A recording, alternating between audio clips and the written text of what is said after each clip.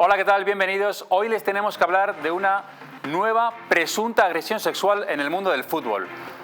Achraf Hakimi, jugador del Paris Saint-Germain, exjugador del Real Madrid, ha sido acusado de agredir sexualmente a una mujer este pasado fin de semana, mientras su mujer, la actriz Hiba Abuq, estaba de vacaciones en Abu Dhabi. Él se veía en su casa con una joven que, según su declaración, tuvo que salir corriendo cuando él intentó agredirla sexualmente. Enseguida les contamos todos los detalles de este caso y también tenemos que compararlo, evidentemente, con el otro caso también muy mediático de agresión sexual, como es el de Dani Alves. Porque hay novedades, porque su defensa, Cristóbal Martel, ahora tiene una nueva estrategia.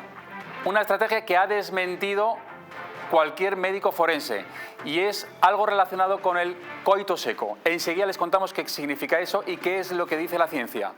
Esto es La Huella del Crimen. Comenzamos.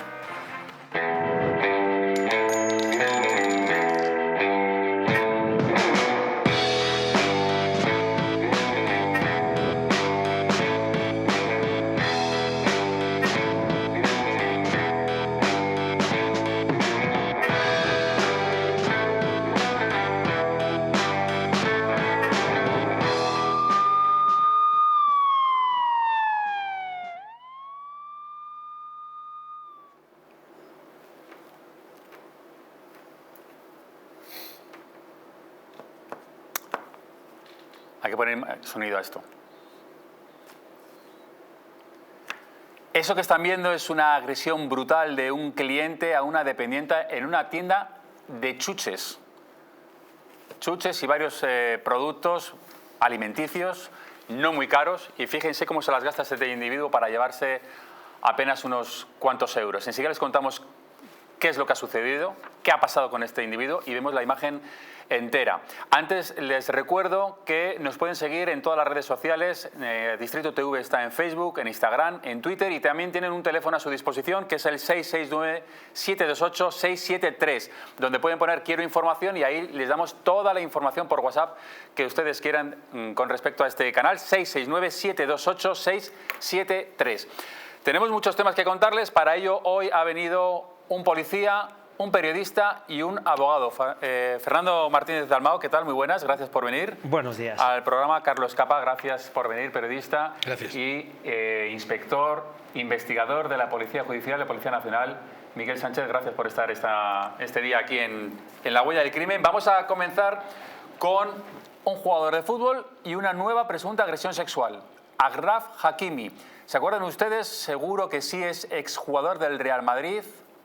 Un jugador que nació en Madrid, nació en Getafe, desde los 8 años militaba en el club merengue, luego fue cedido al Borussia Dortmund y al final ha acabado recalando en las filas del Paris Saint-Germain como uno de los mejores laterales derechos. De hecho, él juega con la selección marroquí, que ha hecho una gran mundial en la pasada edición y es considerado casi un héroe en Marruecos porque tiene doble nacionalidad, española-marroquí. Bueno, pues este fin de semana él no podía jugar contra el Olympique de Marsella. Tenían un partido el domingo, él estaba lesionado, se queda en su casa de París. Su mujer, que es la actriz Hiba Abuq, estaba de vacaciones con sus 2 hijos en Abu Dhabi, y entonces el 16 de enero él empieza a tontear vía Instagram con una joven. Este fin de semana, como está solo en casa y no tiene partido porque está lesionado, al parecer, según la declaración de esta joven, la invita a que vaya a su casa. Y cuando está en su casa, hay 24 kilómetros aproximadamente entre la casa de la joven y la casa de Achraf, él le paga un VTC, una especie de coche de alquiler. Cuando llega a casa, según lo que ha referido ella, él le intenta besar en la boca, le levanta la camiseta, ella protesta, ella no quiere, él le besa los pechos, ella sigue protestando, se intenta zafar, no puede, y él le introduce algunos dedos en la zona vaginal. En ese momento ella consigue darle una patada y sale corriendo.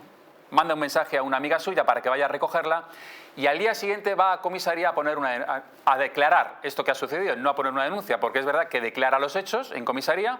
Esto es lo que me ha sucedido, este individuo me ha intentado agredir sexualmente, yo no quería, aunque estaba en su casa, pero no quería mantener relaciones. Y cuando le dicen, bueno, pues ponga una denuncia, vamos a formalizarla, ella dice que no quiere poner denuncia.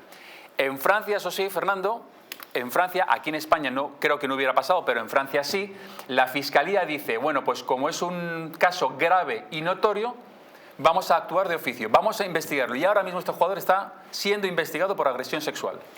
Bueno, es evidente, la justicia francesa y la española son en algo bastante diferentes. Aquí la Fiscalía, pues bueno, sin mediar absolutamente denuncia, muchas veces no actúa, y tienen que ser las acusaciones populares o las acusaciones particulares las que de esta manera puedan iniciar los procedimientos. Pero y en su caso concretar, si aquí una mujer va a la comisaría y dice, oiga, ayer una persona me intentó agredir sexualmente, le dice el policía, muy bien, siéntese, vamos a redactar la denuncia. Y ella dice, no quiero denunciar. En este caso, aquí en España, ¿qué pasaría? Bueno, ¿Se paraliza ahí el tema? No, bueno, activarían los protocolos en este momento de activación de violencia, no de género. Y en este caso, depende de las circunstancias de la persona, porque se puede entrar a una evaluación rápida de los hechos, de los que está diciendo, pero se activarían y podría directamente el hecho de trascender esto en una denuncia y posiblemente en la incoación de un sumario y en la averiguación de los hechos que han ocurrido. Quiero decir que con esto no se queda solamente ahí en la denuncia de la persona, sino en los hechos que precisamente ella detalla. Lo que pasa Esa es la clave. Claro, cuando se formula una denuncia, ya, vale, evidentemente es importante la declaración de la denunciante, pero también hay que analizar otra serie de cosas, es decir, es aquí imprescindible, en el protocolo que se realiza es un informe médico, examinarla y demás. Si ella no quiere presentar denuncia, me imagino que no se expondrá a un reconocimiento médico. Todo es mucho más complicado, en este caso en el de Ashraf, ¿no? Yo creo que es mucho más complicado, efectivamente, primero porque, como bien decía Fernando, la legislación española y la legislación francesa, aunque tienen similitudes, son diferentes. Sin ir más lejos, el proceso de instrucción penal en España corresponde al juez de instrucción, pero en Francia corresponde al fiscal. Entonces, todo es un poco más complejo. En todo caso, yo creo que hay grandes variantes. Si aquí alguien va a denunciar un hecho violento como ese, de oficio, la Fiscalía, trasladado el expediente por la policía, puede actuar por entender que es un delito de persecución pública, o no. Pero está dentro de esos elementos que decías, periféricos, accesorios, un parte médico, unas lesiones evidentes, la declaración de unos testigos. El caso de Ashraf es complicado, se realiza en su casa, ella llega voluntariamente a su casa, no hay parte médico, no hay lesiones. Más allá de las diferencias de ambas legislaciones, lo cierto es que los casos son diferentes, como luego seguramente entremos a valorar. En el caso de Albert se hace en un lugar público con cientos de testigos, con cámaras de grabación. Son casos diferentes, pero efectivamente, bueno, pues ante la sospecha, creo que hace bien la policía francesa en trasladar el expediente a la Fiscalía y que inicie una investigación. Pero aquí lo que llama la atención, Miguel, es que la chica vaya a declarar lo que presuntamente ha sucedido, pero sin embargo no quiera formalizar una denuncia. ¿Por qué? Bueno, ¿Cuál puede ser la razón? Es bastante corriente. Bueno, se arrepiente o no quiere ir contra la persona que supuestamente la ha agredido. Pero entonces no declara. No declara. Nada, ¿no? Lo que pasa es que en la declaración debe de manifestar abiertamente que quiere formular denuncia. Lo que sí que estábamos hablando de este asunto, y la policía, quiera o no quiera denunciar, tiene que hacer y tramitar un atestado policial, que luego lo valorará el juez. Pero aunque no quiera la víctima y aunque no vaya a la comisaría, porque en este caso ha ido a la comisaría y ha declarado, pero hay ocasiones donde no va. Y nosotros, todo atestado policial debe de llevar una valoración de riesgo y debe de ser trasladado al juez. Lógicamente, si no denuncia, pues más difícil será probar los hechos, pero luego eso ya corresponde a la instrucción. O sea, es decir, que aquí en España llega esta chica y cuenta los hechos, obligación de la policía, redactar un atestado y enviárselo al juez. Efectivamente. Y ahí, dependiendo ahora del juez, si procede, o sea, si continúa con el procedimiento, ¿se sigue investigando o no? Efectivamente. Es ya potestad del juez el hecho de decir, vamos a continuar con esto, sí. Porque en este caso en España es un delito semipúblico, ¿no?, la agresión sexual. Bueno, en este caso lo que tendríamos que ver es cómo se realiza ese delito y cuáles son los agravantes y posiblemente, en el caso de que existiera algún atenuante que pudiera existir o que se pudiera esgrimir por parte de la defensa. Pero el hecho en sí mismo, sí, evidentemente, sí. Se aunque no haya denuncia por parte de la persona que en este momento pues, ha sido objeto de un abuso, una agresión sexual antiguamente, en este caso de una violación como lo hemos visto, se activa evidentemente todo el protocolo, tanto policial como de centros de salud, como incluso de actuación de oficio, para la consecución de la averiguación de esos hechos. Y posteriormente a la consecución de eso se vería ya en qué grado se podría incriminar a esa persona. Pero evidentemente no hace falta directamente, porque muchas de las víctimas son sujetas también en concurso con otros delitos que pueden bueno, pues intentar que no exista esa primera denuncia, ¿no? Es normal que el siguiente paso fuera tomarle declaración al jugador, evidentemente. Claro, evidentemente aquí se toma a todas las partes, esto es obvio, ¿no? En virtud al principio jurídico de legítima defensa que tiene cualquier persona, y que nuestra Constitución lo establece y nuestro Código Penal también. Pero aquí lo principal de todo es la averiguación, repito, de los hechos y de la averiguación de cuáles son las incriminaciones que se pueden probar. En el caso de Dani Alves, claro, se tiende a comparar, evidentemente, son dos futbolistas acusados de lo mismo, se tiende a comparar los dos casos. Parece que hay muchas diferencias, principalmente porque en el caso de Dani Alves sí hay una denuncia desde el primer minuto de la agresión. En el que no haya denuncia, a pesar de haber relatado los hechos, parece que, no sé si es un poco más descafeinado el tema, o tiene menos fuerza, ¿no? El que vaya al día siguiente, el que no quiera presentar denuncia, no sé si por miedo, porque la puedan acusar de algo a ella. Es un... sí, pero no, es un quiero y no sé. Pero en el fondo es igual. O sea, desde el punto de vista de la ley española, repito, desde el punto de vista de la modificación que hemos tenido en octubre de 2022 con la nueva ley, ¿no? de sí es sí. Pero repito, en el fondo lo que estamos probando son los hechos, no las circunstancias agravantes o atenuantes que nos pudiéramos encontrar, porque en el fondo es un delito que estará en concurso con otros, y entonces las catalogamos en virtud a esos agravantes que nos podremos encontrar si en su momento nos encontramos ante un tipo básico, un tipo cualificado, hipercualificado, para poder llegar. Pero claro, en este momento, con la legislación que existente, lo que tenemos que probar es el consentimiento, que es la base de lo que estamos hablando, y a partir de ahí ya veríamos a ver en concurso de qué delito nos pudiéramos encontrar, porque el hecho de que, bueno, pues que le haya pagado un taxi le incrimina, pero luego tendríamos que ver los posibles atenuantes que pudiera tener. Igual que el caso de Dani Alves, igual que el caso de Agraf. Agraf no ha sido detenido, ni siquiera que haya trascendido, se le ha tomado declaración. Él dice que está, según su entorno, que está tranquilo. Es verdad que el lunes era la celebración de The Best, la ceremonia de la FIFA para elegir a los mejores jugadores. Por cierto, que él estaba incluido en el 11 inicial como el mejor lateral derecho. Él fue solo, no fue con su mujer, con Iva Buc, y se le vio serio, se le vio cabizbajo, a pesar de que era uno de los premiados, digamos, y de los protagonistas de la ceremonia. Él se le vio cabizbajo porque ya sabía que le estaban acusando de algo tan serio como una agresión sexual, pero de momento sigue en libertad. Todo lo contrario que Dani Alves, que ya saben ustedes que lleva más de un mes encerrado en Briansk, en prisión provisional. Ahora la defensa, Cristóbal Martel, tiene una nueva estrategia, y es que dice: hombre, si hubo una agresión sexual, ahí lo estamos viendo, desmonta la ciencia la teoría del flujo vaginal. ¿Qué es esto del flujo vaginal? Es, según la defensa de Alves, si hay una agresión sexual, se entiende que el coito es un coito seco, es decir, que no hay flujo vaginal porque no hay excitación. Y entonces hay unas heridas precisamente por eso, ¿no? Porque no hay esa lubricación. La ciencia lo desmiente. Dice que eso no tiene por qué ser así.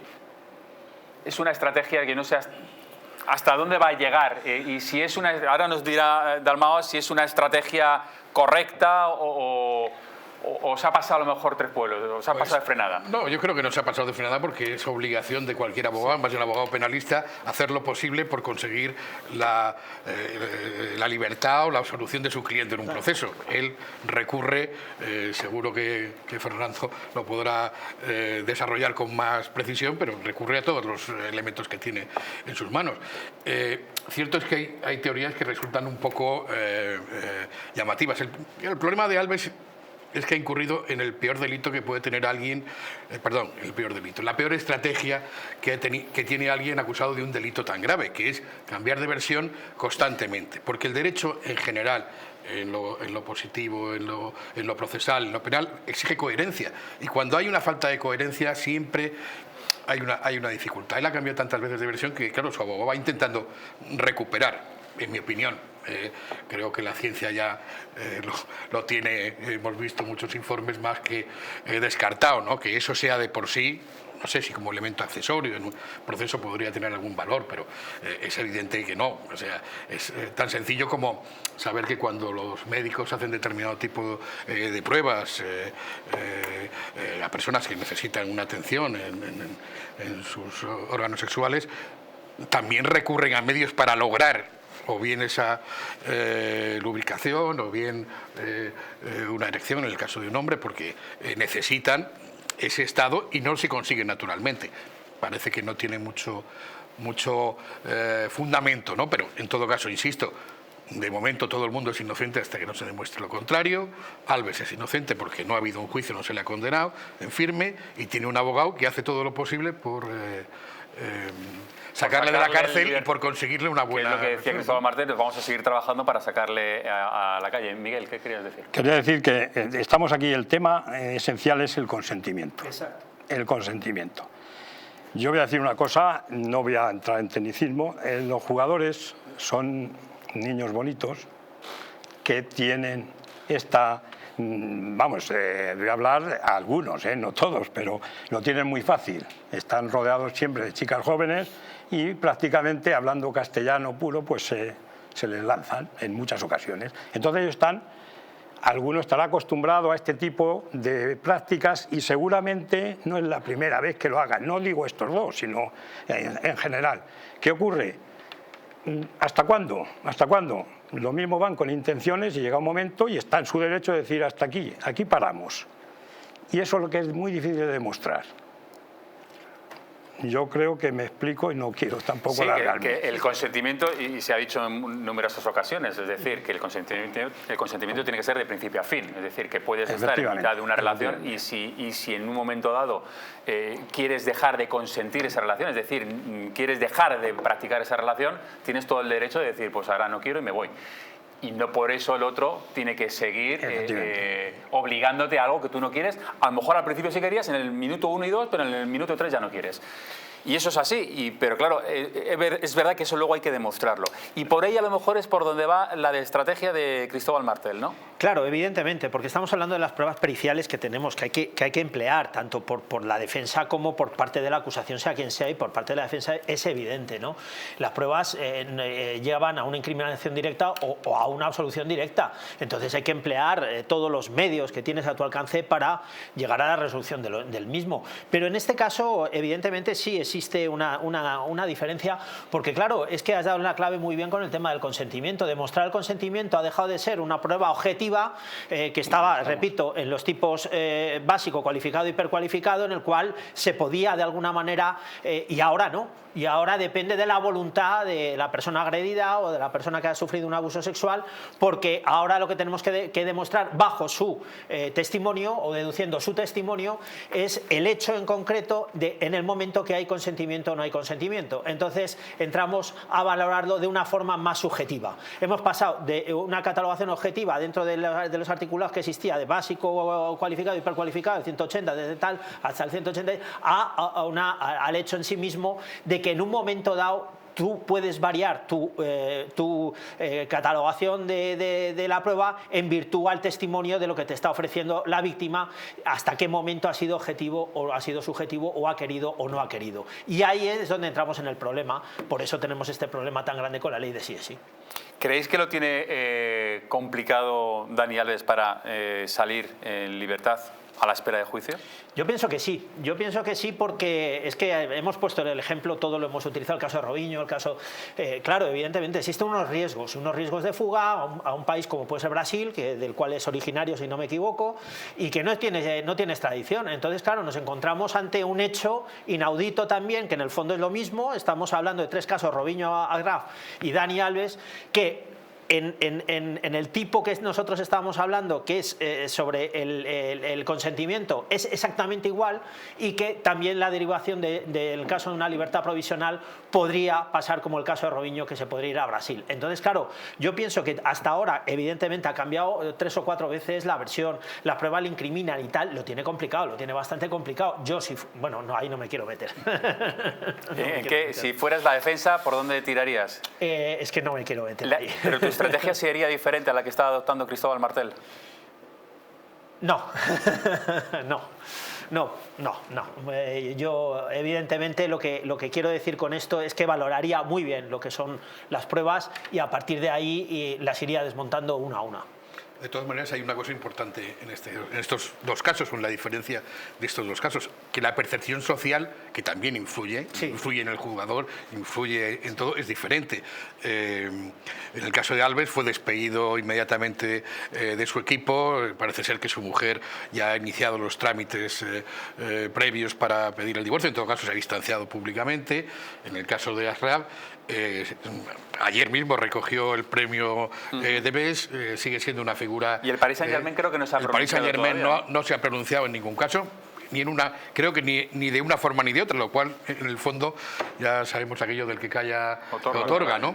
Ni la selección marroquí de fútbol, de la que él es titular, por supuesto, le ha apartado de la convocatoria. Entonces, esa percepción social, su mujer también ha hecho, en fin, una declaración un poco a través de las redes, pues en la que no daba, o parecía no darle importancia al asunto.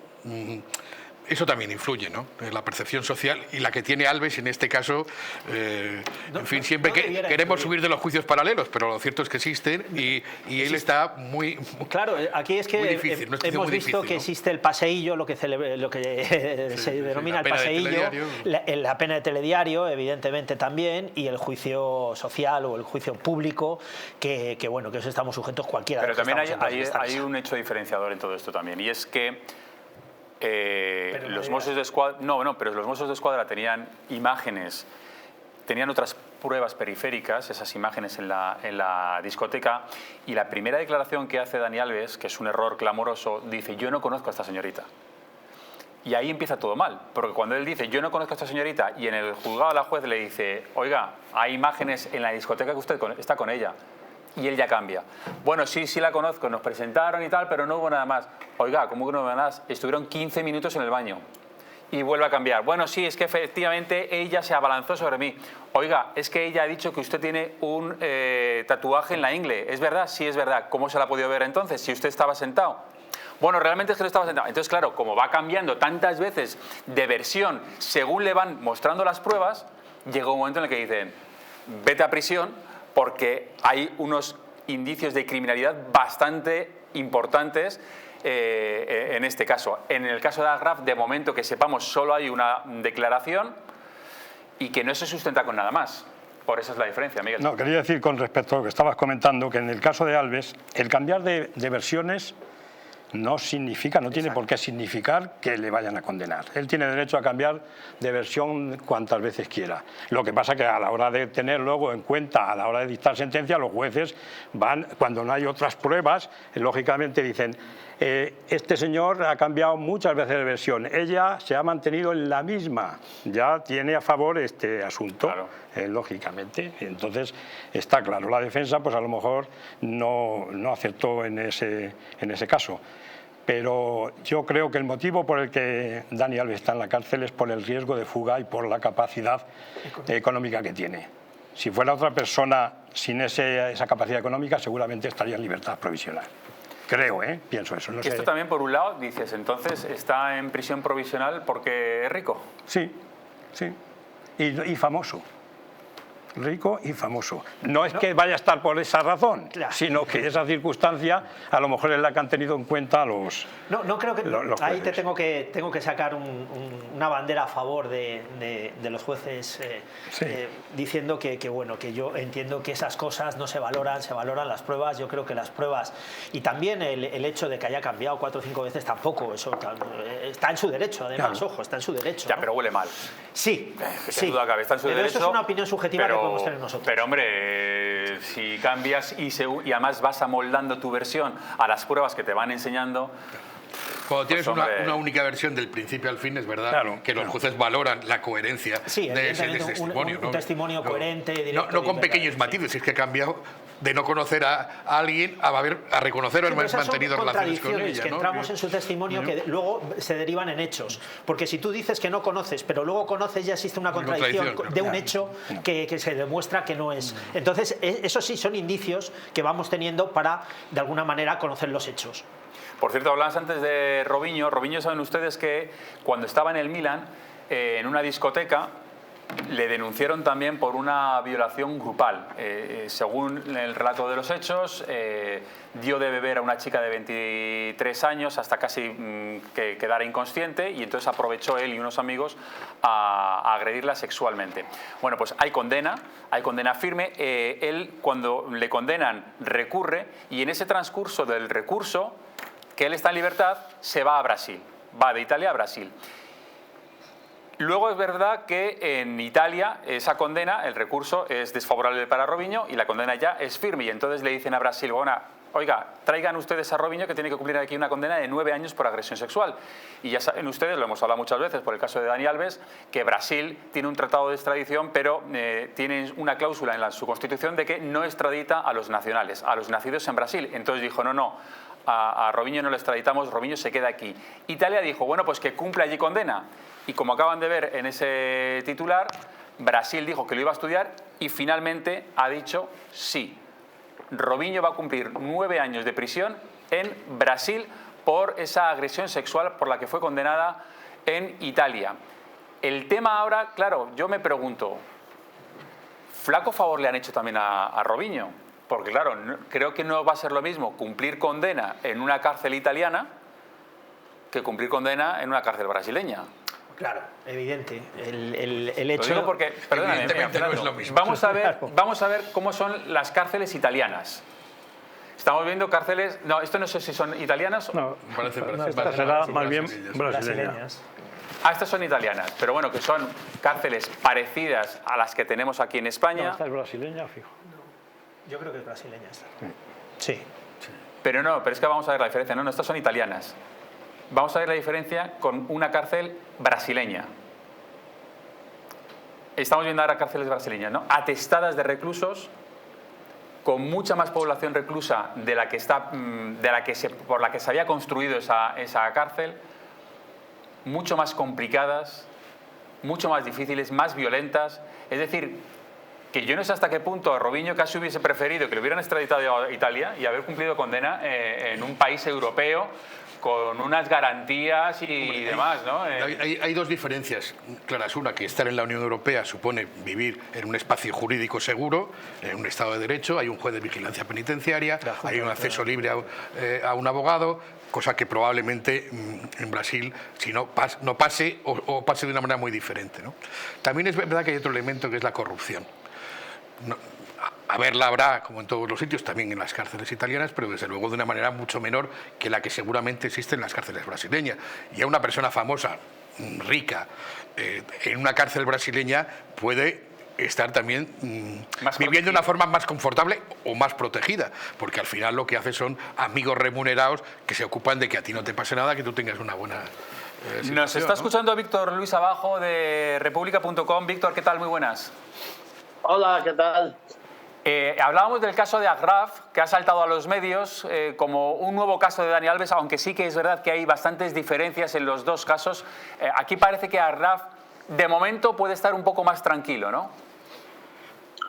Sí, puede estar más tranquilo, no solo porque evidentemente no hay testigos en su contra, porque el testimonio no se sostiene tanto como en el caso de la víctima de Dani Alves, sino porque hay muchas circunstancias que no casan del todo como una agresión. Entonces, simplemente como que hay ciertas similitudes de que los dos son futbolistas famosos, que están envueltos en una acusación sexual, pero hay muchas diferencias. Por cierto, que hoy por la mañana ha salido la abogada de Agraf diciendo textualmente las acusaciones son falsas está sereno y a disposición de la justicia. También que no se había pronunciado. Que sepamos, Víctor, que sepamos todavía no ha declarado Agraf, ¿no? No le han tomado declaración. No. Agraf no ha declarado y simplemente las únicas palabras que han salido como de su entorno han sido de su abogada Fanny Collin, igual que bueno, Le Parisien sí ha citado fuentes del PSG para decir que apoya al jugador y confía en la justicia, aunque no haya sacado un comunicado público. Pues esa es otra diferencia importante con el caso de Dani Alves. El Pumas, el equipo mexicano en el que estaba Dani Alves jugando, inmediatamente le destituye y rescinde ese contrato, y ahora el Paris Saint-Germain hace todo lo contrario, da protección a su jugador. Así es. Además, el problema que hay con el tema de Agraf, es una pareja muy mediática, él futbolista, ella actriz, es un poco carne de cañón todavía más para las especulaciones, para digamos la prensa del corazón, los rumores, los dimes y diretes, y entonces puedes leer a veces acusaciones contradictorias. Me refiero, yo leo en algunos medios que si la declaración de la chica que ha acusado a Graf, por un lado esgrimía que había habido penetración, pero luego en otro sitio que parece un texto un poco más completo de lo que declaró ella ante la policía, dice que si la penetración había sido con los dedos, no había sido un coito. Entonces, como nos basamos en muchísimas especulaciones, es muy peligroso y lo mejor es dejar que actúe la policía y la fiscalía, y que recordemos que Agraf simplemente está siendo investigado, no hay ninguna imputación, no hay absolutamente nada, simplemente es un testimonio de una persona que además no ha querido denunciar, sino ha querido que quedara constancia de su declaración. ¿Cómo se está tomando la noticia en Francia? Esto sale publicado en Le Parisien, pero ya me imagino que se le está dando importancia allí en Francia a este tema.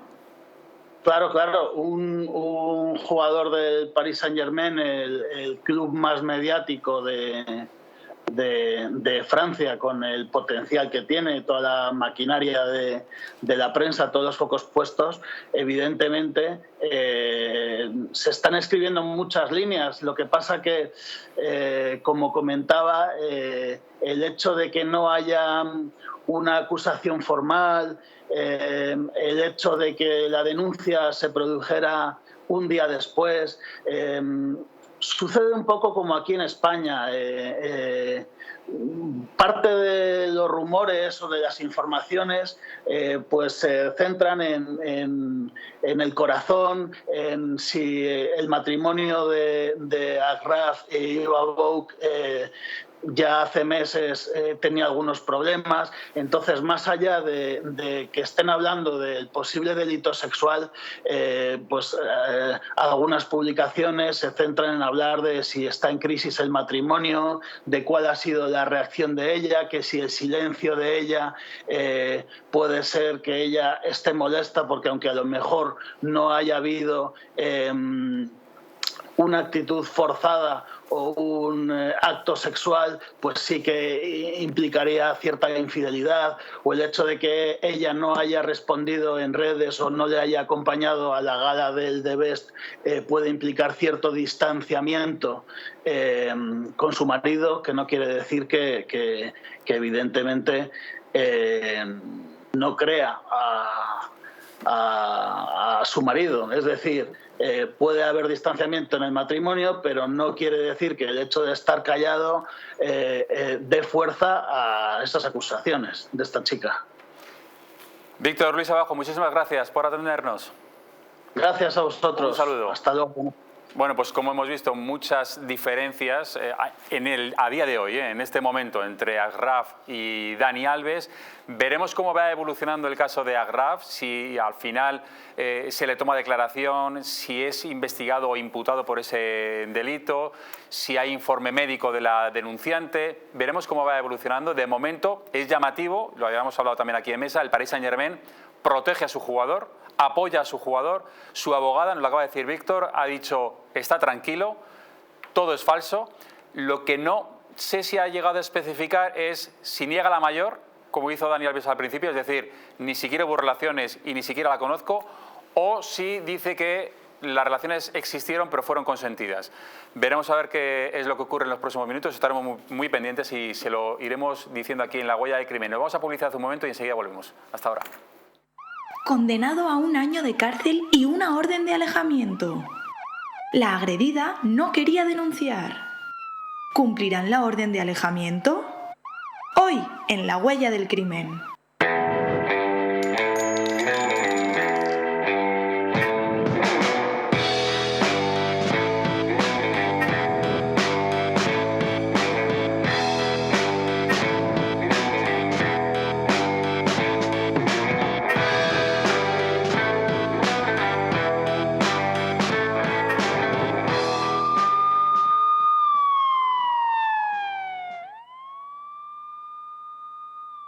Naturhaus es el mejor método para perder peso de forma saludable y sin pasar hambre.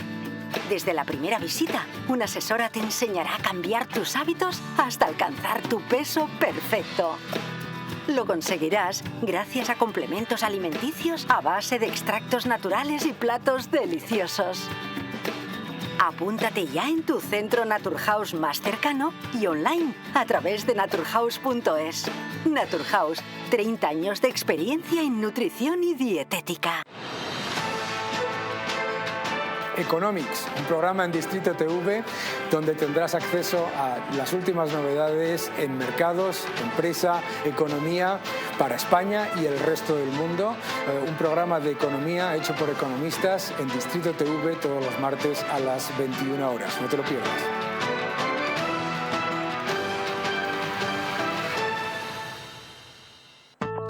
La presencia del colágeno en la composición de huesos, piel, ligamentos, cartílagos y tendones es imprescindible para frenar su deterioro.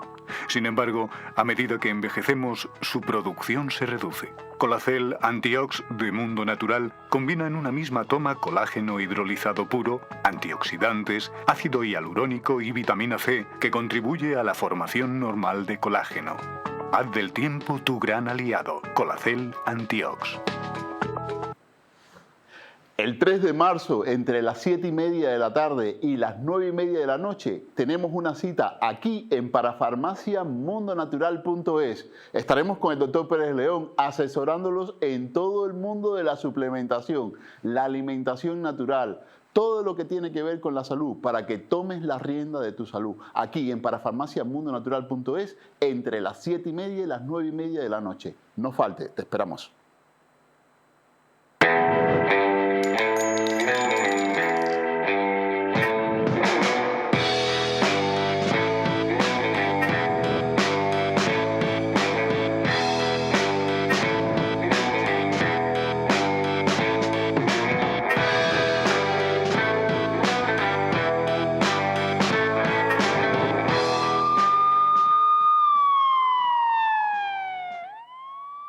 Condenado a 1 año de cárcel y una orden de alejamiento. La agredida no quería denunciar. ¿Cumplirán la orden de alejamiento? Hoy, en La Huella del Crimen.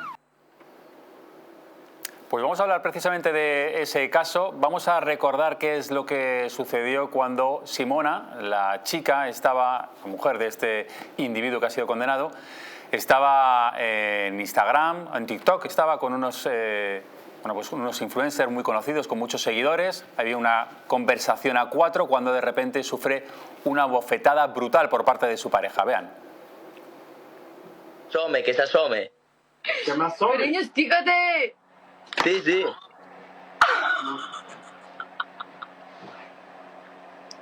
Bro. cojones, tío?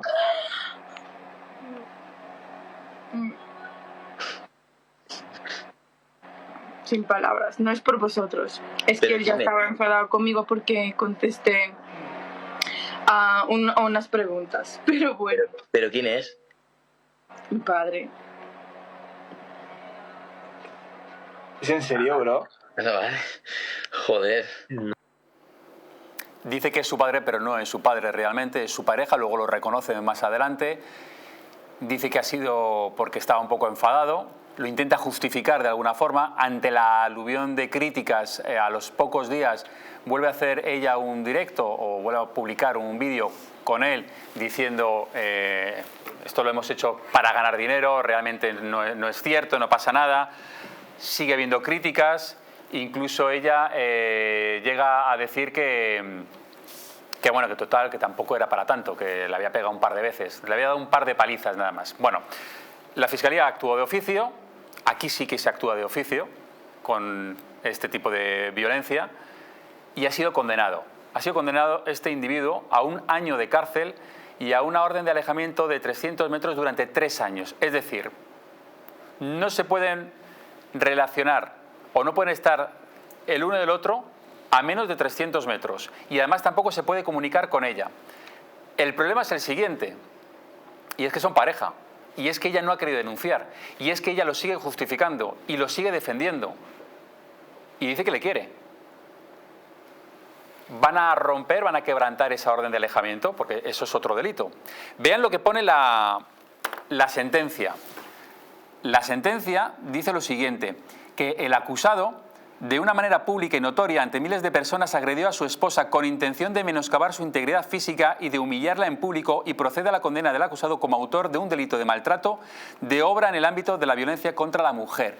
Y sigue, en los delitos de violencia de género no es necesaria la denuncia de la víctima, debiéndose castigar una vez que se tiene conocimiento de su comisión.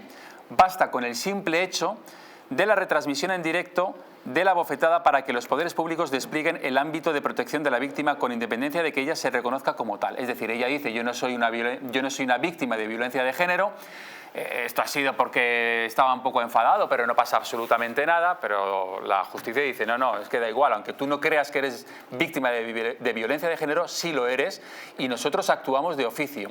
Y acaba diciendo la sentencia que esta conducta merece el mayor reproche penal que permite la ley, merece que se imponga la pena en su grado máximo, ya que el acusado no es capaz de respetar a su esposa ni siquiera en público. Además, al parecer, esta conducta ya ha sido repetida en ocasiones anteriores, porque ella misma lo reconoció, que le habían dado 2 palizas anteriormente, ya que la víctima reconoce que con anterioridad estos hechos ha recibido 2 palizas. El problema aquí, repito, Fernando, a ver si tú nos puedes decir, claro, él es condenado a 1 año de prisión, no entrará en la cárcel porque es menos de 2 años, se suspenderá la condena, pero también hay una orden de alejamiento durante 3 años. Si quebranta esa orden de alejamiento, ahí sí que puede ir a prisión a lo mejor, ¿no? Sí, es evidente. Y aparte que bueno, esto viene en relación al artículo 147 del Código Penal, que dice que el que golpeara o maltratara de obra o sin causarle lesión, o sea que extraeríamos este artículo que se amplía, que es el 153.1 en relación al 147. Con lo cual, efectivamente, hay unos hechos que se quedan probados y con lo cual también se tiene que cumplir la orden de alejamiento, porque son 2 en una. Primero, hechos probados que ha habido un maltrato y segundo, una orden de alejamiento en el cual ha intervenido el juez. Entonces es evidente que tiene que cumplirla, porque si no entraríamos dentro de posiblemente, tampoco quiero meterme mucho ahí porque todavía no se ha producido, pero el hecho de incumplimiento de una sentencia judicial. ¿Pero quién vigila eso, Miguel? ¿Cómo se puede vigilar el hecho de que no quebrante esa orden de alejamiento? Porque cuando hay una denuncia normal por maltrato y una orden de alejamiento, quien denuncia suele ser la víctima. Pero si en este caso ella no cree ser víctima y es más, ella quiere seguir viviendo con su pareja... Difícil va a ser vigilar esta sentencia. Como no sé, algún vecino que sea conocedor del tema, pero... Hay terceros que podrían denunciarlo. Podrían denunciarlo, efectivamente. Si cualquier persona que sepa que tiene una orden de alejamiento o que la incumpla, no puede denunciar. Lo que pasa es que va a ser difícil. Y luego hay otra cosa. Aquí realmente la sentencia lo que hace es dictar una separación de hechos. ¿Hasta qué punto una persona que quiere al marido después de 2 años o de año y medio dice que le quiere, su libertad de volverse a juntar con una persona, lógicamente ahora mismo no puede porque tiene una sentencia fija, pero ahí yo creo que hay una, yo no sé si podríamos decir que se contraponen dos derechos, pero no. No, yo aquí lo veo, vamos a la ver, libertad son 3 años, de decir, 300 metros, la sentencia lo que dictamina, entonces pues bueno, se dan por hechos probables lo que ha ocurrido, prueba de ello que ahí tenemos el ejemplo, ¿no? Pero a lo que voy yo es que ante eso lo único que puede recurrir un poco la víctima es que, pero la sentencia es en firme, o sea, no se puede... Pero va a ser difícil que vigilen el cumplimiento porque no van a estar 24 horas si se ponen, porque la sentencia imagino que también será ponerse e impedir que se pongan en contacto. Pero bueno, ahí entramos en colisión. No se pueden comunicar, pero se van a comunicar y van a estar viviendo juntos. Yo me atrevería a apostar que en unos meses van a estar viviendo juntos. Y ¿hay aquí vigilancia? Pues sí, pero es difícil que ir allí, que te abran la vivienda y encontrarlos juntos. Pero esto lo hemos visto con el Estatuto de la Víctima, porque el Estatuto de la Víctima en casos pues eso, con los etarras, pues no se ha cumplido. Y en muchos otros casos, como lo hemos visto en el crimen del Ardero, lo hemos visto en otra serie de cosas, tampoco, porque no se informa. Entonces muchas veces esas cuestiones que los jueces dictaminan a través de sus sentencias, es como hablan los jueces, pues evidentemente tienen que tener su consecuencia en la vida normal, y en la vida normal es muy difícil implementar muchas de las sentencias que ocurren. Repito, el Estatuto de la Víctima es un ejemplo. Lo que pasa es que en este caso, Carlos, este tío es un energúmeno. Es decir, le pega un bofetón impresionante a esta mujer porque está hablando solo en redes sociales. Dice, no, bueno, es que ha sido por unas preguntas, la pobre mujer no sabe dónde meterse, y luego acaba reconociendo, me ha pegado 2 palizas anteriormente. Este tío es un energúmeno y evidentemente no debe convivir con esta chica, me imagino que con ninguna, porque si es así, supongo que lo hará con esta y con cualquier otra con la que esté conviviendo. Desde luego no hay justificación posible para un hecho como ese, y más con publicidad, ¿no? Quiero decir, eso es evidente, y un reproche penal y social es evidente que tiene que tener, ¿no? Lo que pasa es que lo cierto es que la práctica, la vida real, a veces no es tan sencilla como para que estas cosas se cumplan. Yo coincido con Miguel, pues probablemente si tienen ganas de juntarse se acabarán juntando. Tendrán que cambiar probablemente de localidad, porque claro, estamos hablando de Soria, no de Madrid. 300 metros en una localidad de Soria es que casi tienes que vivir y dar la vuelta al pueblo, porque si no, 300 metros vas a incumplir. Claro, es una cosa problemática, aunque nos podemos llamar, no nos van a intervenir los teléfonos, es evidente. Pero claro, si un día dices, oye, vamos a pasar un fin de semana a un hotel o a tomar unas vacaciones, ya la hemos vuelto a liar, porque en el momento en el que te registres en un hotel, pues van a saltar tus datos y vas a ser detenido por el quebrantamiento de condena. Además, hace pocos días, unas semanas creo, el Tribunal Supremo, la Sala Segunda, como sabrá Fernando, ha creado ya jurisprudencia sobre estos casos, es decir, ha dictaminado firmemente que el consentimiento de la víctima es irrelevante a la hora del cumplimiento del alejamiento. Entonces, lo tiene muy difícil. Hay quien, pero en el quebrantamiento de condena, en este caso, sería por parte de los dos. No solo quebranta la condena él, también ella, ¿no? Porque ella no está sentenciada. La persona condenada. Solo la persona condenada. Es decir, que a ella no le condenaría, no estaría... No, ella no, ella es la víctima sobre la cual pesa toda la prueba, y la carga de la prueba evidentemente es sobre el que se la ha condenado. En este momento el acusado. Ella no comete delitos si es a lo que estamos hablando. Ahora estará mucho más a gusto lejos de él, no 300 metros, 300 kilómetros, seguramente, porque este tipo de personajes, pues cuanto más lejos los tengas, mejor. Pero lo cierto es que luego llevar a la vida real las determinadas sentencias o condenas, pues es complicado. Es decir, no puedes tener un policía detrás de cada condenado o detrás de cada persona que tiene una orden de alejamiento para vigilar que se cumpla. Aquí el problema es un riesgo muy evidente de que pase otra cosa. El problema que nos encontramos es que, por ejemplo, en el caso de los violadores, en el caso de los maltratadores, en el caso de mucha gente que ha cometido muchos delitos que reinciden, tienen un alto grado de reincidencia. En todas estas cosas nos encontramos siempre con el tema de la violencia de género y todas estas cuestiones, cómo son reincidentes, porque en un alto grado de reincidentes no han cumplido evidentemente todas las medidas y todas las sentencias que se les han aplicado. Y nos encontramos precisamente, repito, el Estatuto Estatuto de la Víctima es lo que tiene que mediar en todas estas cuestiones, y es primordial que ese Estatuto de la Víctima se respete y se haga cumplir. Yo, si me permitís, una reflexión muy breve, ¿no? Que es lo de las redes sociales. Probablemente este hombre, que ya había dado 2 palizas, le hubiera bofeteado con o sin redes sociales, pero es verdad que parece que está, en fin, uso un poco desmedido, ¿no? Desenfrenado, sobre todo en determinado perfil de población, pues más joven, más deseosos de obtener recursos, de ganar dinero, como decía la propia víctima, ¿no?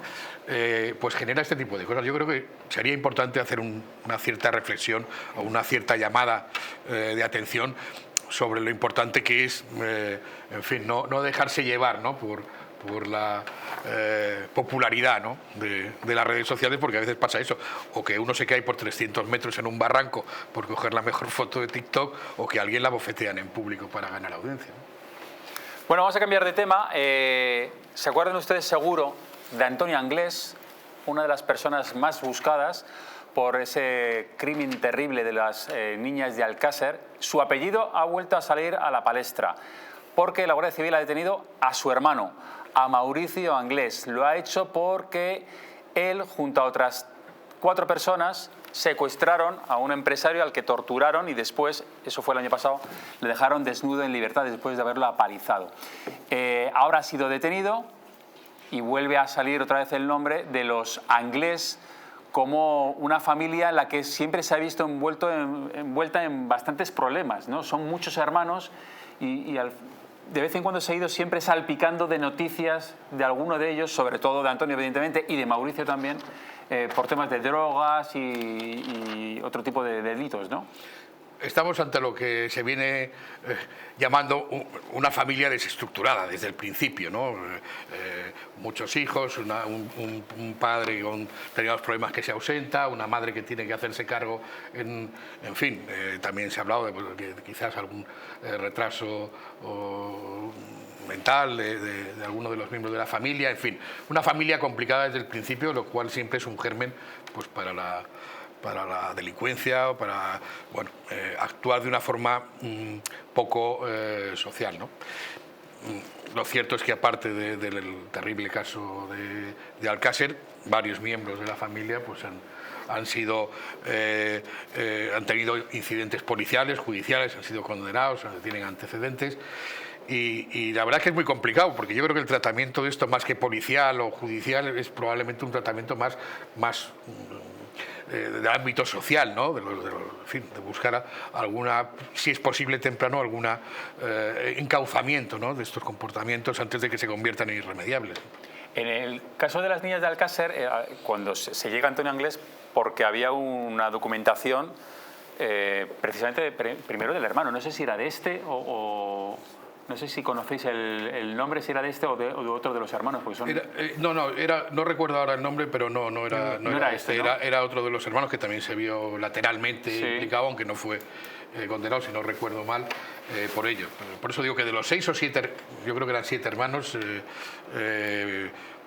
varios de ellos, al menos 3 o 4, han tenido problemas con la ley y con la justicia, ¿no? De Antonio Anglés siempre ha habido ese misterio de qué sucedió con Antonio Anglés, si logró escapar, si finalmente alguien acabó con él o fue él mismo cuando estaba de polizón, que parece que en un barco en el que luego no llegó a puerto y parece que pudo acabar en el agua. ¿Qué creéis que pudo pasar con Antonio Anglés? ¿Cuál es vuestra teoría? Yo me atrevería a decir que no vive. Esa es mi opinión, porque después de tantos años algún contacto tendría que haber tenido con la familia. Esto supongo que se investigaría, ¿no?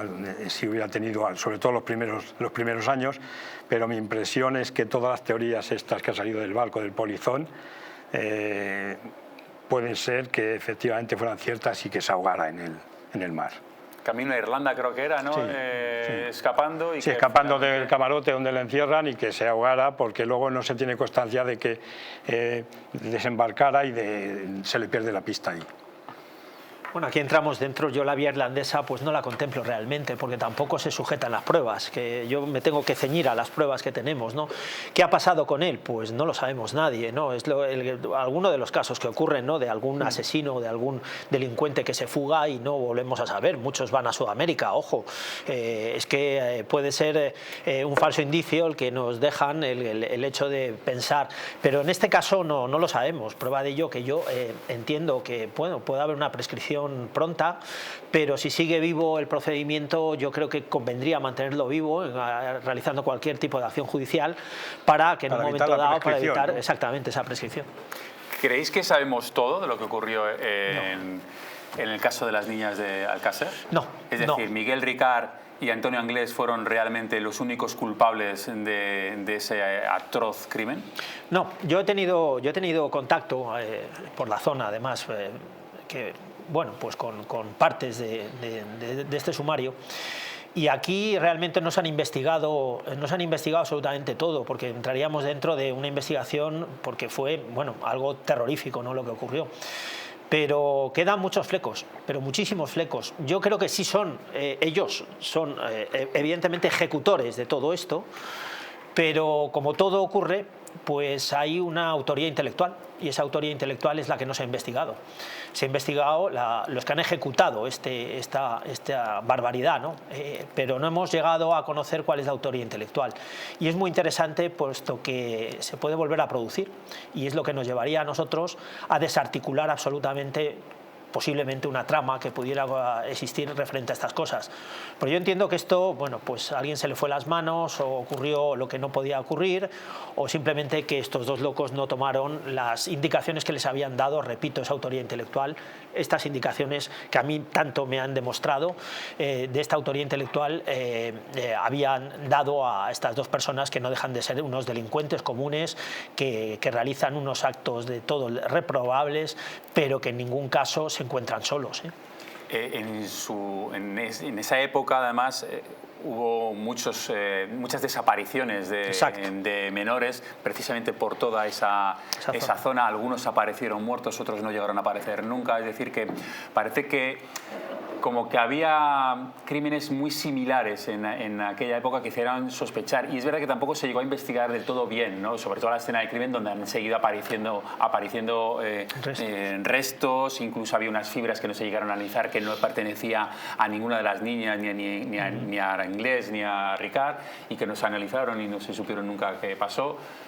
Hay muchas cosas raras, ¿no?, en esa investigación y en la resolución del caso, ¿no? Sí, puede ser, pero vamos, yo lo que quiero decir, yo tampoco creo que haya una conspiración. Lo que sí que creo que en algunos hechos delictivos de esta índole, que son tan mediáticos, hay mucha presión sobre los investigadores, y las precipitaciones muchas veces son malas consejeras, y a lo mejor no se investigó como se debiera de haber investigado, porque la inspección ocular parece ser que fue nefasta.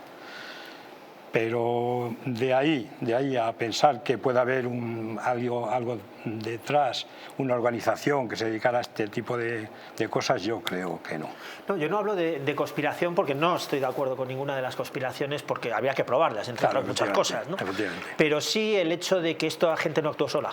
Y eso ya nos da un indicio muy importante, porque tuvo que tener apoyos para la fuga, para la realización, para la consecución, y porque ahí lo habían hecho más veces.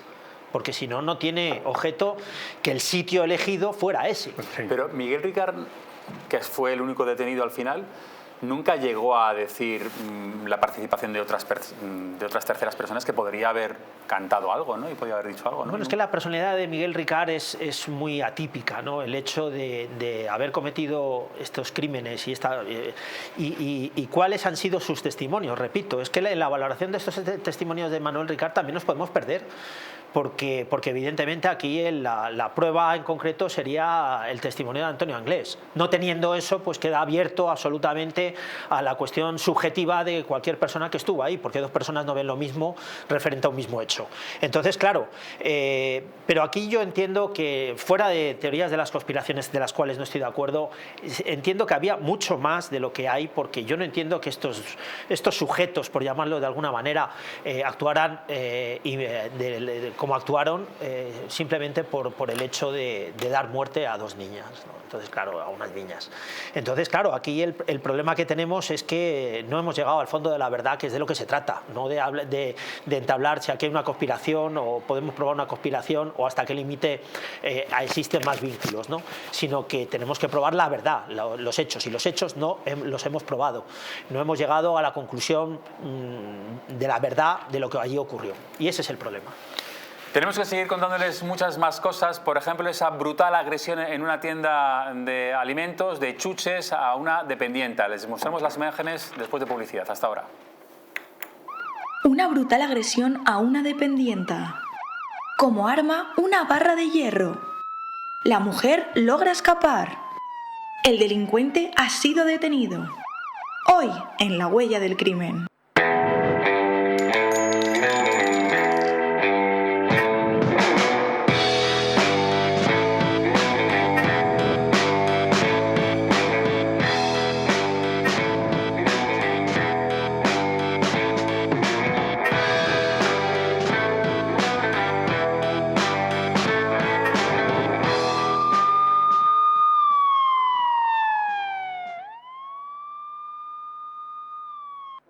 Hotel Las Dunas, un lugar mágico en el corazón de la Costa del Sol. En primera línea de mar, situado en un oasis de armonía, tranquilidad, enfocado en la salud y bienestar de nuestros huéspedes. Desconecta del estrés y la monotonía del día a día. Estancias con programas exclusivos y personalizados de salud, rejuvenecimiento y control del peso. Elegancia y bienestar junto al mar, sin renunciar a la actividad y la vida saludable. Descubre Las Dunas Hotel Health and Spa, el más exclusivo de toda la Costa del Sol.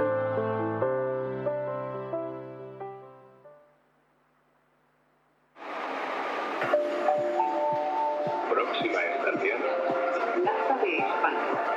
Correspondencia con... Esto es Metro de Madrid, donde tu vida es única. Porque hay muchos días que en Metro hay música. Metro como un beso que te mueve los huesos. Es ecología creciendo cada día. Nuestra energía es cada vez más renovable. Porque no hacerlo sería imperdonable. Hay una cosa indiscutible, que Metro cada día más accesible. Metro es tecnología y modernidad. Porque Madrid Metro significa conectividad. Y son nuestros usuarios los que hacen que Metro seamos centenarios. Y como tu vida se mueve, deja que Metro te lleve. Metro de Madrid. Comunidad de Madrid.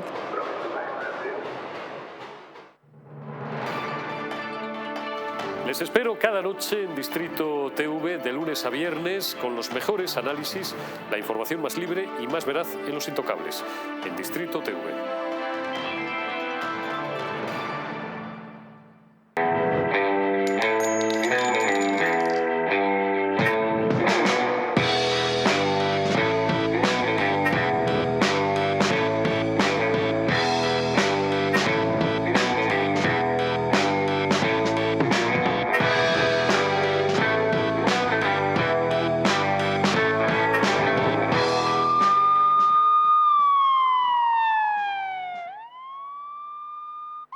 Una brutal agresión a una dependienta. Como arma, una barra de hierro. La mujer logra escapar. El delincuente ha sido detenido. Hoy, en La Huella del Crimen. Ahora vemos esas imágenes al completo. Antes, unas imágenes espectaculares de un atraco en Alicante. Nos las muestra Ainhoa Martínez. Efectivamente, la Guardia Civil investiga un atraco a punta de pistola en un estanco en Alicante. El joven entró con un casco de moto para dificultar su identificación. Pidió algo a una trabajadora del estanco como si fuera un cliente. Sin embargo, instantes después, guardó la cartera, accedió detrás del mostrador pidiendo y gritándole a la mujer: dame todo lo que tengas. A continuación le exigió que abriera la caja y se apoderó del dinero. Según la otra grabación, el asaltante salió huyendo a la carretera por la calle y segundos más tarde salieron persiguiéndole 2 mujeres.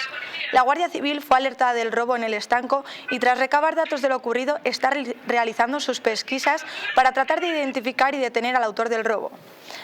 La Guardia Civil también ha detenido al conductor de un vehículo que circulaba sin ruedas delanteras y sin uno de los neumáticos traseros. El varón circuló durante kilómetros mientras chocaba reiteradamente contra la valla metálica lateral. Cuando una patrulla de la Guardia Civil detectó a un vehículo que daba bandazos y producía una gran estela de chispas contra el asfalto, se ve como los dos vehículos de la Guardia Civil escoltan al conductor hasta que logran detenerlo. El hombre reaccionó de forma hostil y se negó a salir del vehículo en varias ocasiones. Agredió a uno de los guardias civiles con patadas y puñetazos. El conductor también se negó a que le realizaran las pruebas de alcohol, drogas y estupefacientes. Durante el traslado ocasionó daños al vehículo oficial, así como autolesiones. Finalmente fue detenido por los supuestos delitos de conducción temeraria y conducción bajo los efectos de bebidas alcohólicas y drogas. 2 heridos también de bala en un tiroteo en pleno centro de Barcelona. Los Mossos siguen buscando al autor de los hechos, que ha huido a pie tras disparar a 2 personas. Uno de los alcanzados por las balas se ha desplomado a causa de las 5 heridas de bala que tenía en la pierna. Hasta el lugar se ha desplazado una ambulancia que ha trasladado al herido. Un segundo herido ha recibido el impacto de la bala como consecuencia de un rebote de uno de los proyectiles. También se encuentra fuera de peligro. Los agentes están intentando identificar al protagonista de los hechos y descubrir el motivo del tiroteo. Ya a continuación vamos a ver unas imágenes muy duras, bastante inesperadas y a mí me preocuparon.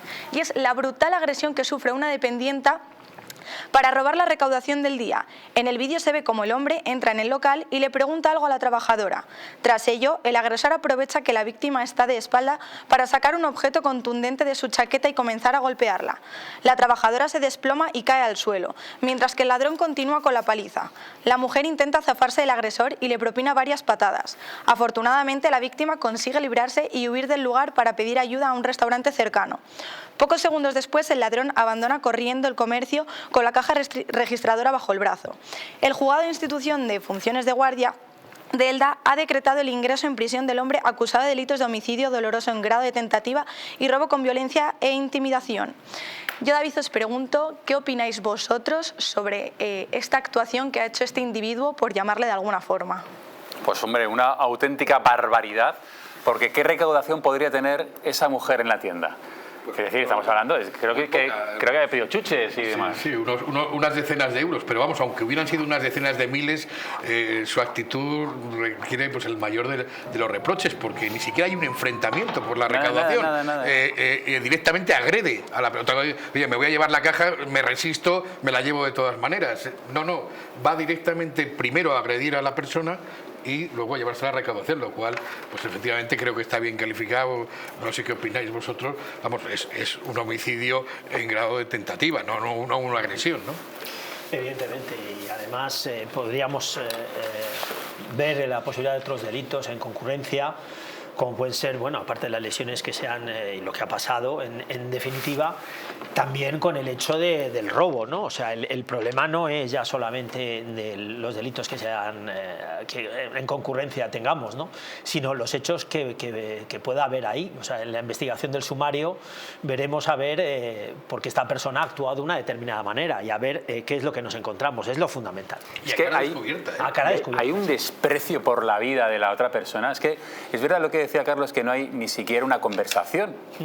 Aprovecha que se da la vuelta a la mujer para sacar esa barra metálica, esa porra y empezar a golpearle en la cabeza como si nada. Es decir, que es que le da igual lo que le pasa a esa mujer. Por eso se está investigado por un delito de homicidio en grado de tentativa, porque es que parece que lo que quiere es acabar con la vida, porque con que le hubiese empujado, con que le hubiese ya se puede llevar la caja registradora. O sea, la fuerza que emplea ahí es totalmente desproporcionada para su objetivo. Y luego, y digo más, hay un momento en el que la arrastra hacia el almacén, que ella afortunadamente consigue con una pierna no entrar, porque yo no sé cuál sería el objetivo en ese momento de este individuo cuando la mete, si la quiere meter en el almacén, ¿qué haría con ella ahí? Yo creo que es un sádico. Es un sádico. La forma que para ir a robar unas chucherías actúa pues con brutalidad, es un pirado, un sádico porque la violencia que hace es totalmente gratuita. Yo lo que pasa es que creo que la policía en este caso no habrá tenido muchas dificultades, porque hay imágenes bastante buenas porque de hecho creo que está detenido, ¿no? Sí, está detenido y en el calabozo, y además, y además ya ha pasado a disposición judicial y ha decretado prisión provisional, es decir, que ahora mismo está en prisión a la espera de juicio por algo grave que es el homicidio en grado de tentativa, que ¿cuántos años son?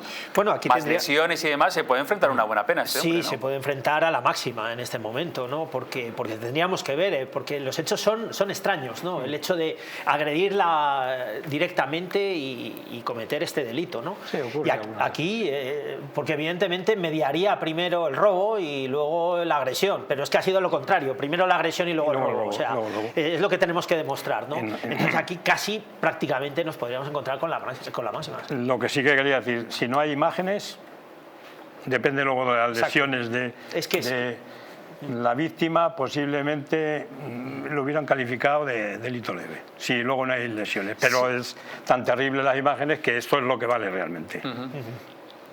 Bueno, pues vamos a continuar con una operación policial conjunta entre Policía Nacional, Guardia Civil y Agencia Tributaria. Una operación que ha desmantelado una organización que se encargaba de traer muchos kilos de droga a nuestro país. Vean cómo ha sido esta operación. Las 4 personas que han sido detenidas dentro de la operación Kilos Adeba Disney forman parte de un grupo criminal dedicado a la producción y distribución en el norte de España de importantes cantidades de sustancias estupefacientes, principalmente speed y cocaína. Y para que se hagan una idea, estamos ante el mayor golpe del año en este tipo de sustancias estupefacientes, sobre todo aquí en lo que es La Rioja y en el norte de España. La operación, que se ha llevado a cabo por la Guardia Civil, Policía Nacional y el Servicio de Vigilancia Aduanera de la Agencia Tributaria, ha estado coordinada por el Centro de Inteligencia contra el Terrorismo y Crimen Organizado y ha permitido desmantelar laboratorios clandestinos de droga en La Rioja y Madrid. 2 laboratorios clandestinos que se dedican a la producción masiva de sulfato de anfetamina, que es el speed, y a la extracción del alcaloide de coca para obtener cocaína. Estamos hablando de estos laboratorios, contaban con todos los útiles necesarios y con todos los precursores necesarios para llevar a cabo la extracción de la droga y la elaboración del speed. La sustancia incautada, una vez adulterada, hubiera tenido un valor en el mercado ilícito de casi 5 millones de euros. Decía que era una de las operaciones del año, casi 5 millones de euros valor de mercado de lo que se ha incautado de esta sustancia de speed y de cocaína a Policía Nacional, Guardia Civil y Agencia Tributaria, es decir, una operación conjunta importante para acabar con este delito, ¿no? Yo, en primer lugar, lo que quería es felicitar a las fuerzas y cuerpos de seguridad del Estado por su eficacia, ¿no? en este caso, más cuando es una operación conjunta, y yo creo que Miguel sabe un poco de lo que habla. A veces lo de las operaciones conjuntas en los cuerpos policiales pues no son tan fáciles. Entonces es muy de agradecer el resultado y muy de agradecer esa cooperación entre los cuerpos policiales, ¿no? Afortunadamente hemos quitado del mercado gran cantidad de sustancias nocivas y bueno, pues los malos con estas cosas creo que se sienten menos seguros, ¿no? Tienen algo menos, sí. Pero vamos, yo tengo que decir que además es un hecho, se coge mucha droga, pero circula muchísimo más, ¿eh? Cogemos bastante poco para lo que hay. España se ha convertido en el paso para Europa de toda la ¿Esto es solo la punta del iceberg, entonces? Sí. No es que sea la punta, es que todas las semanas hay operaciones de la Guardia Civil, de la Policía, donde van por miles de kilos y es efectivamente una mínima parte de lo que se mueve. Lo que se mueve es difícil, hay muchas organizaciones y bueno, se van desmantelando grupos, pero nacen unos nuevos pues, toda esta gente que se dedica a ello es un medio de vida y no solamente las grandes organizaciones, sino luego todo lo que trae detrás.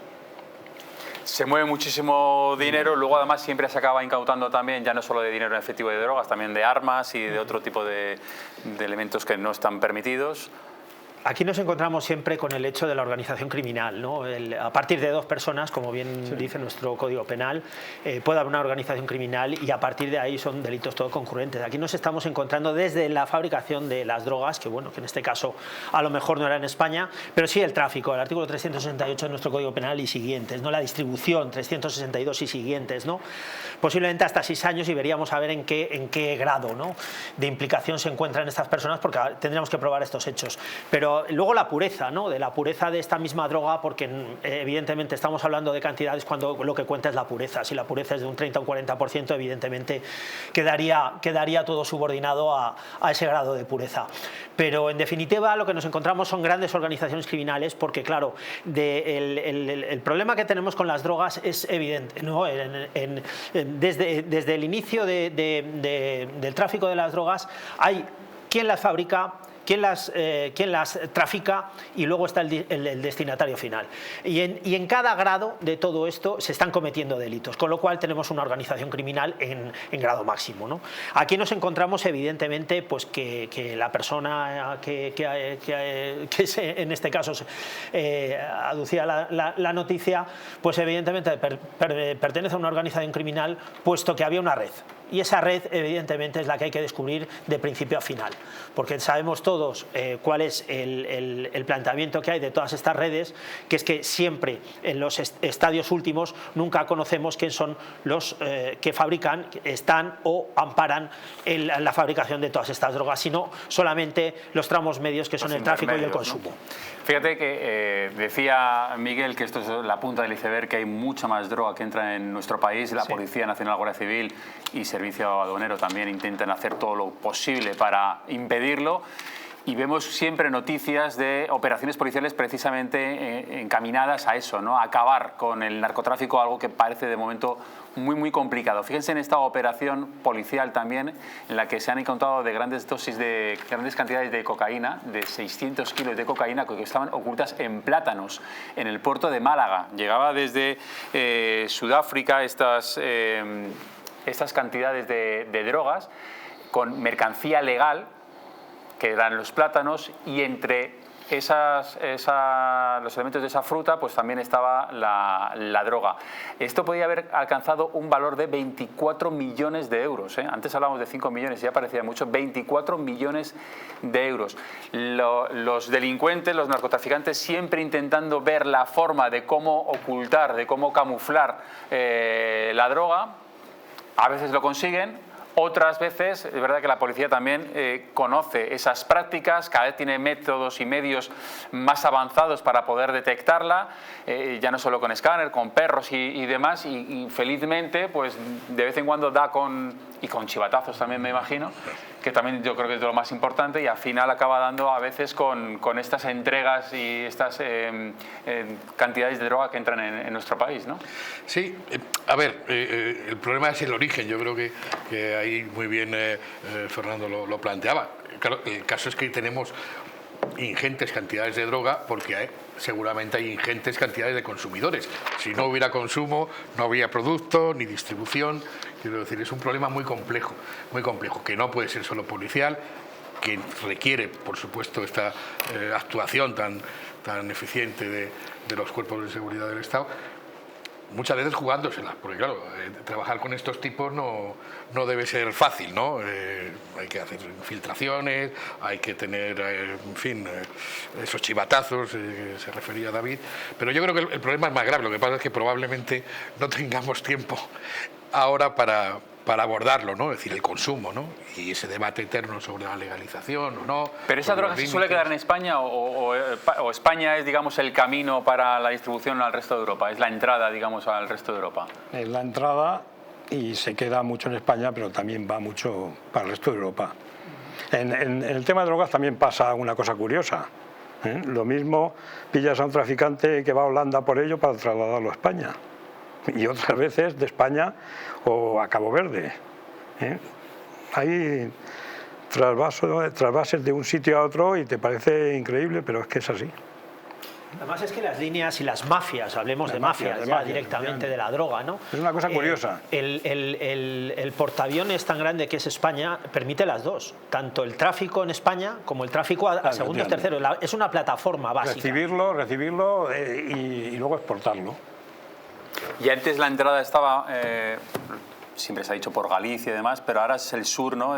Donde está el mayor problema ahora mismo, ¿no? Sí, bueno, es que se han distribuido todo esto y ahora ha aumentado, evidentemente. Cuando hablábamos de Galicia, pues empezó con las redes de tabaco, como todos bien sabemos, y han acabado con la droga cuando ellos vieron que la presencia policial y la presencia judicial y el Estado acababa ya directamente con esas, y entonces dieron el salto directamente a la droga, ¿no? A la cocaína en concreto y a la heroína, ¿no? Y a partir de ahí ya se exportó a toda España, como puede ser el sur en este momento, el estrecho, que en este momento es permeable al 100% a todas estas mafias, a todas estas redes, porque aquí la fabricación, el tráfico y la distribución y el consumo es lo que verdaderamente tendríamos que perseguir directamente. Y aquí el problema es que, bueno, realmente no dotamos a los cuerpos de fuerzas de seguridad del Estado con las medidas necesarias, no dotamos precisamente a la ley con el argumento jurídico necesario para intervenir directamente en estas mafias, y no dotamos al Estado tampoco con la presencia y la fuerza necesaria para intervenir internacionalmente a estos países que son los fabricantes y son los que inventan todas estas redes. Porque, repitamos, España realmente nos dedicamos realmente a la distribución y al tráfico. Bueno, pues en este punto quiero hacerles una recomendación, que es Traumas y sandeces. Es este libro que ha escrito Miguel Sánchez, Traumas y sandeces del pueblo al radiopatrulla. Disparatadas historias policiales. Miguel, un libro que has escrito desde tu infancia, esa transición, ese camino que haces desde niño hasta pues llegar a patrullar las calles y a ser inspector de la Policía Nacional, que me imagino que es un camino trepidante, interesante, y además cuentas aquí muchas historias, ya no solo anécdotas de esa vida que llevabas al principio en el pueblo, a la vida ya como profesional, uniformado y con muchas anécdotas, ¿no? Sí, mira, lo primero que te quiero decir es que, ya lo comentamos el otro día, que me he jubilado después de 40 años ejerciendo como Policía Nacional.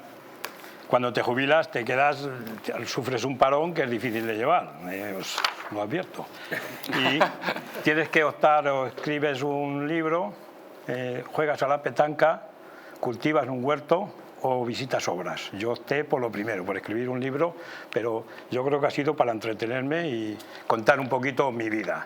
Si me preguntas de qué trata, pues lo que has dicho es mi vida desde que estoy en el pueblo hasta que me jubilo hace unos meses.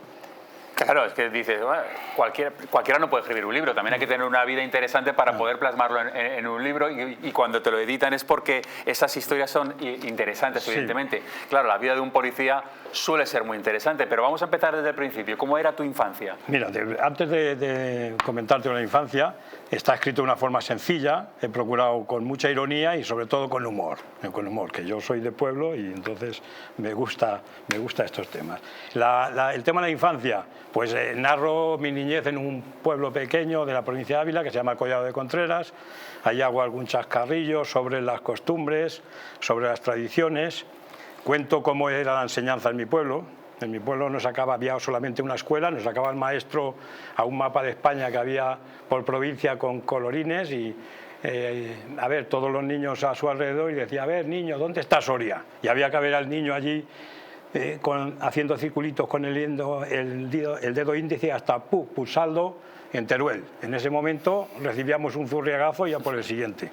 Te aseguro que no se libraba ninguno. Lógicamente no voy a ser yo ahora el que defienda esos métodos, por Dios, es una barbaridad, pero sí que viene a colación que haga una reflexión con respecto a lo que hemos estado tratando incluso hoy sobre las redes sociales que hoy día pues incitan, a lo mejor es una de las partes del problema de los suicidios, el otro día que tratamos el tema suicidios. Yo, los 40 niños que estábamos allí recibiendo los zurriagazos, no íbamos al psicólogo. Yo creo que en primer lugar porque no había. Pero luego no tengo yo constancia de que ninguno de ellos tuviera ningún problema psíquico. Luego, con respecto al ¿Cómo era luego la vida? Porque llegaste a tener una vida de seminarista. Sí, pero te quería contar, el tema de trauma viene por un detalle que yo sí que, no es que fuera un trauma, pero era un trago acostarme en una alcoba tenebrosa allí en el pueblo, con todos los retratos de los antepasados. Veías allí a la bisabuela con el moño y con una blusa de lunares, te asomabas así un poquillo por encima de la cabecilla de la sábana y era para salir corriendo. Pero bueno, el trauma lo superé y aquí estamos. Me preguntabas por la vida seminario. Claro, porque ¿cómo llegas ahí a policía, pero empiezas con la infancia, seminarista, luego nos va a contar también su vida macarra, que también ha tenido? Sí, en el seminario tengo que decir que tengo buenos recuerdos. Tengo buenos recuerdos. Estuve 7 años y pues mucho fútbol en campos de tierra, los tebeos del Capitán Trueno, del Jabato, luego también mucho latín.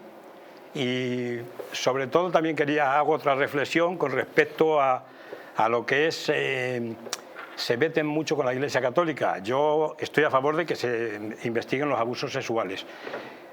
No dudo que los hubiera, pero no tantos como dicen. Te preguntarás, ¿por qué se meten con la Iglesia Católica? ¿Por qué, David? Pues porque en esta confesión, o meterse con la Iglesia Católica, sale gratis. Es así de simple.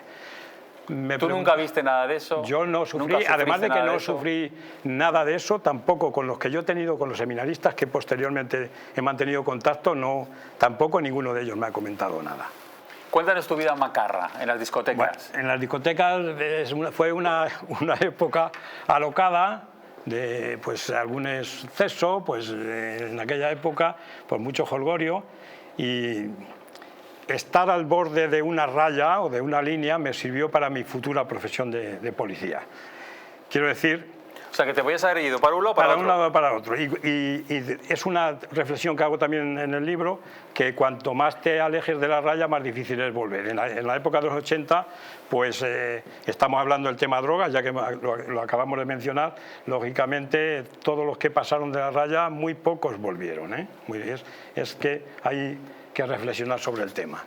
Y tú fuiste al lado bueno, fuiste al lado por el que había que ir, la línea, y acabas de policía. Nunca la traspasé y termino de policía, efectivamente. Y cuéntanos alguna, porque me imagino que, en esa vida tan intensa que vive un policía, cuéntanos alguna anécdota que ahora ya con los años se pueda contar. Bueno, yo tengo, es la parte del libro, lógicamente, que más abarca, que son historias de policías.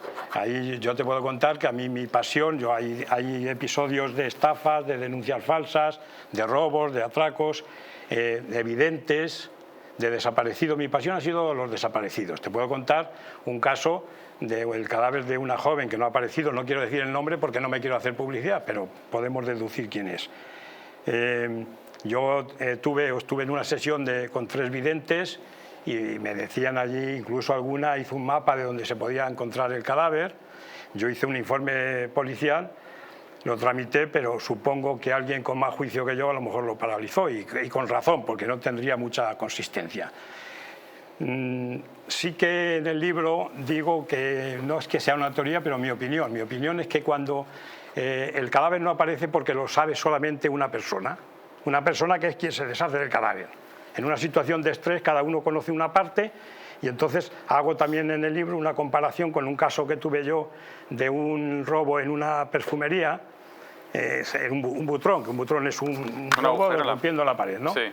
Entonces se llevan multitud de colonias y no aparecen. Allí por mucho que apretábamos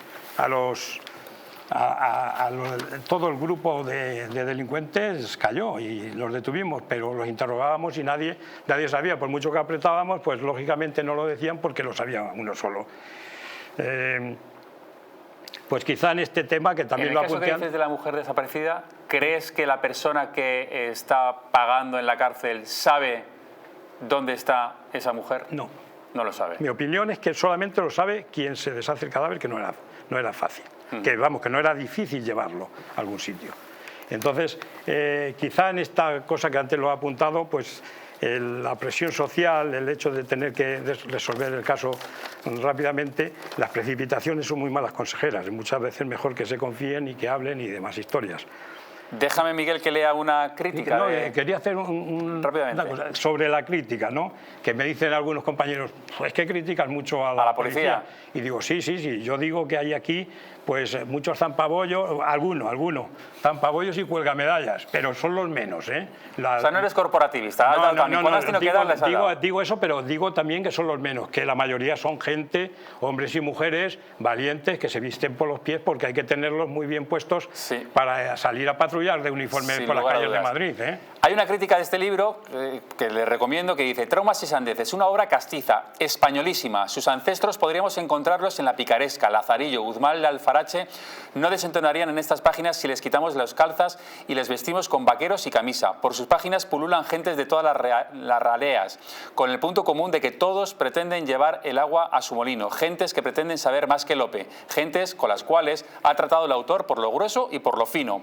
En esta obra hay, en términos antropológicos, de todo. Botarates, ¿qué habías dicho tú? ¿Cómo los habías llamado también? A tu zampabollos, de los de meter voces y también de los que actúan a la sorda y matan el hambre sin decir esta boca es mía. Incluso luce alguna señora de la que quita el hipo y le ponen unos chiribitas en la cabeza, que parece aquello una noria. Miguel Sánchez, un hombre echado para adelante, nos muestra el relato de un tiempo y un lugar a través de las cuitas policiales con las cuales tuvo que bregar durante muchos años. Traumas y sandeces es una obra divertidísima que muestra la variedad del cascote menudo que hay en cualquier muro social. Un paisaje estupendo, les gustará.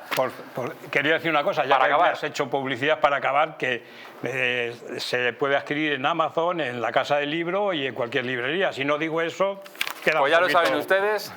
Traumas y sandeces. Gracias por estar ahí. Gracias, Dalmao. Gracias, Carlos. Gracias, Miguel. Muchas gracias. Gracias a ustedes. Mañana volvemos aquí en La Huella del Crimen. Hasta entonces.